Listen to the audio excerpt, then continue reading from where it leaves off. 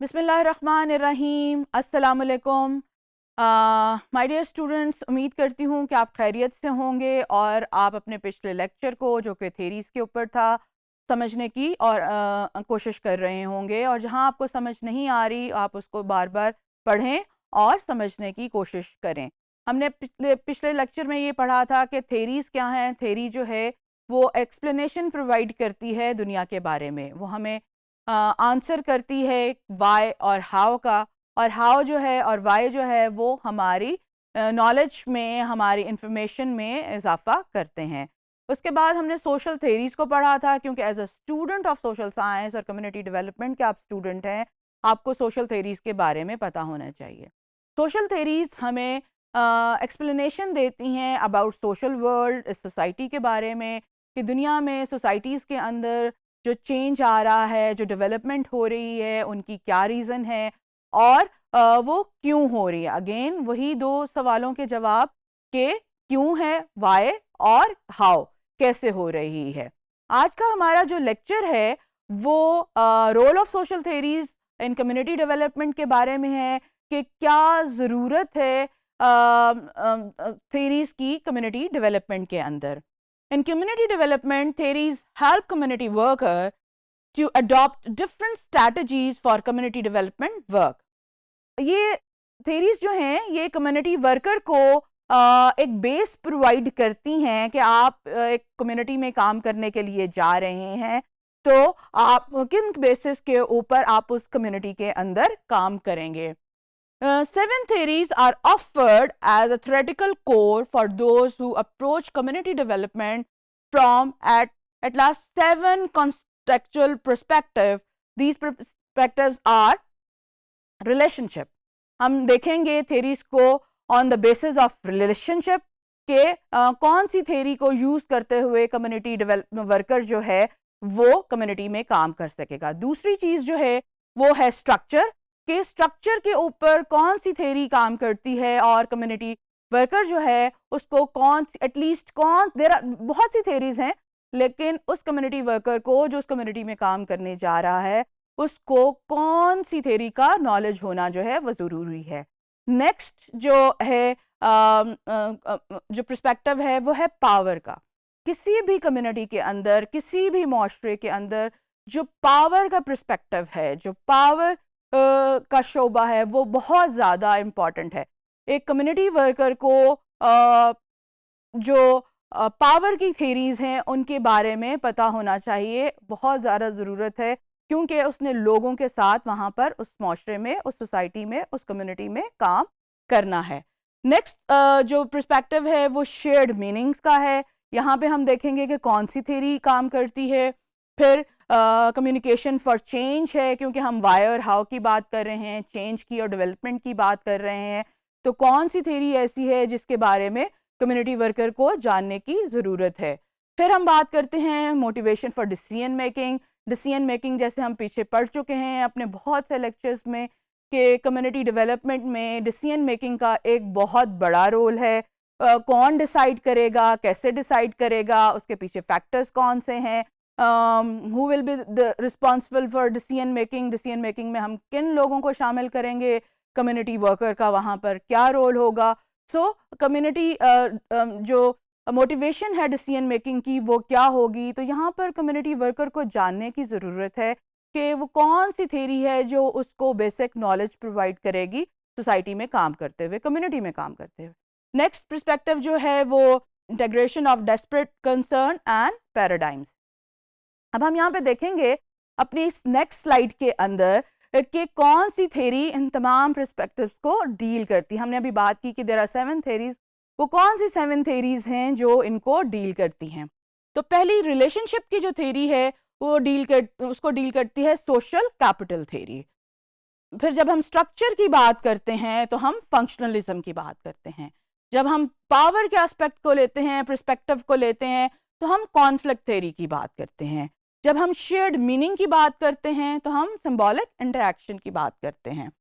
Communication की बात करेंगे, फॉर चेंज की बात करेंगे तो कम्युनिकेटिव एक्शन को देखेंगे, और जब हम डिसीजन मेकिंग की बात करेंगे तो रैशनल चॉइस थेरी को पढ़ेंगे। Integration of desperate concern and paradigms की जब बात करेंगे तो हम गिडन्स की स्ट्रक्चरेशन को देखेंगे।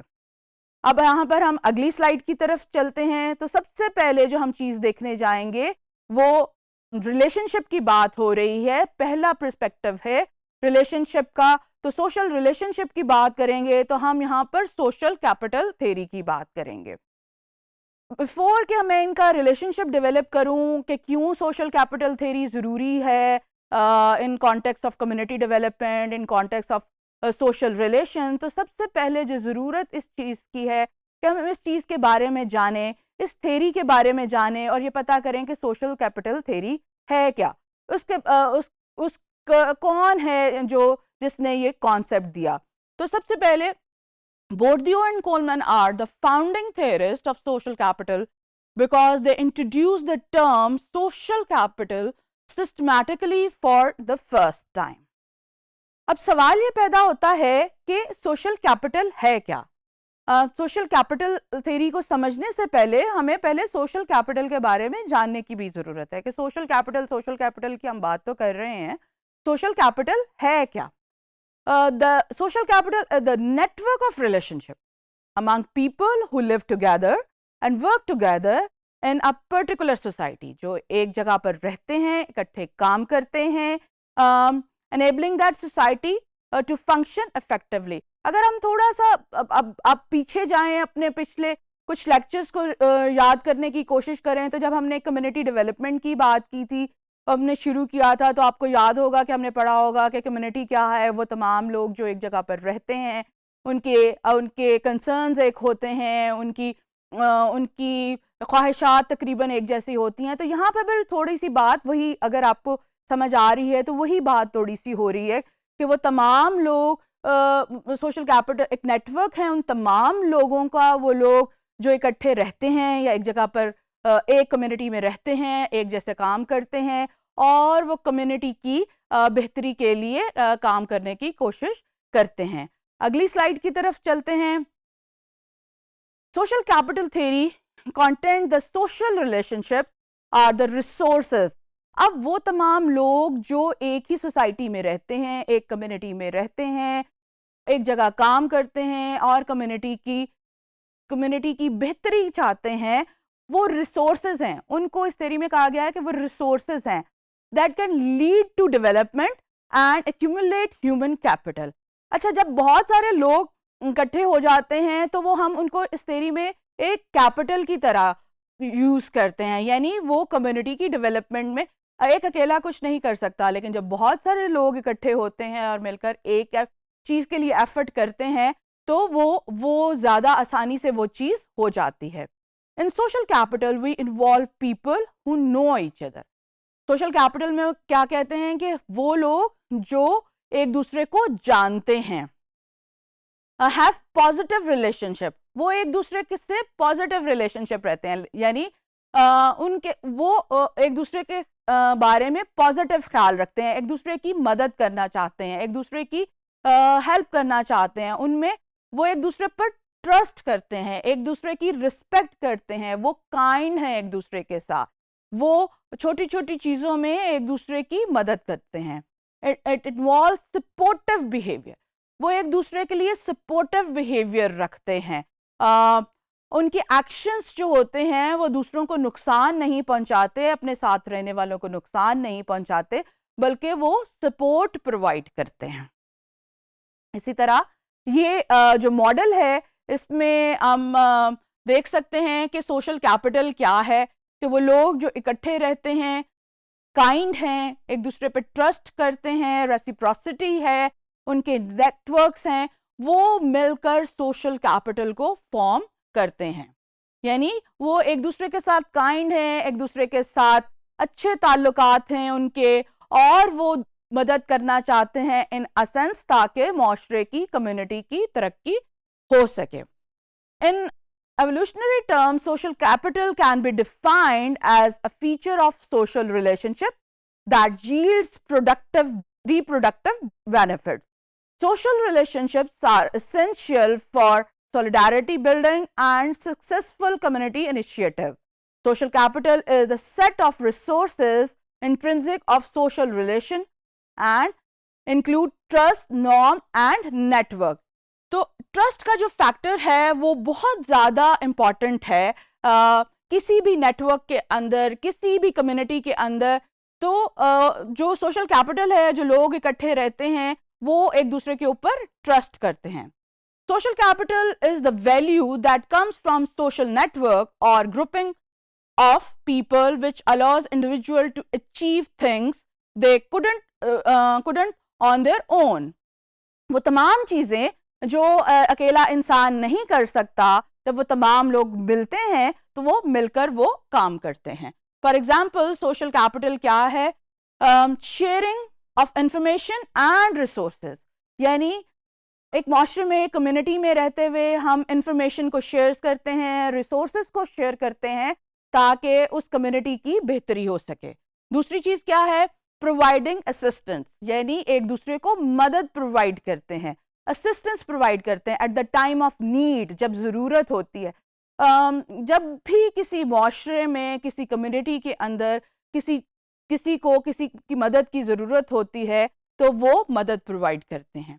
तीसरी चीज़ जो है वो है एस्टैब्लिशिंग ट्रस्ट. ट्रस्ट की हम पहले भी बात कर चुके हैं, which is very very important.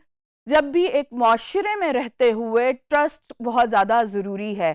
तो सोशल कैपिटल उसी वक्त बनता है जब हम वहाँ पर रहने वाले लोग एक दूसरे के ऊपर ट्रस्ट करते हैं. अगली स्लाइड की तरफ चलते हैं.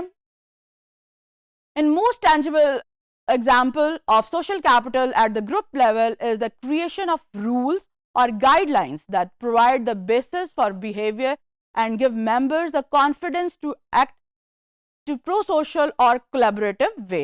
Another example is the common language. जब भी social capital की एक बहुत बड़ी example जो है वो common language है. एक इलाके में रहने वाले लोग जो एक ज़ुबान बोलते हैं वो social capital के ज़मरे में आते हैं. This creates sense of shared purpose that also encourages collective action.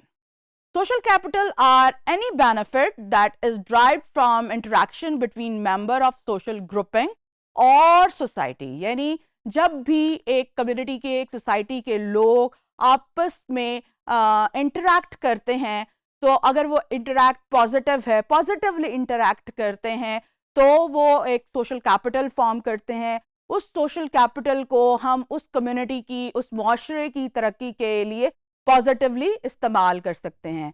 मैं उम्मीद करती हूँ आज के इस लेक्चर में आपको सोशल कैपिटल के बारे में समझने में आसानी होगी. As a student of social sciences आपको सोशल कैपिटल के बारे में जानना बहुत ज़रूरी है. Thank you very much.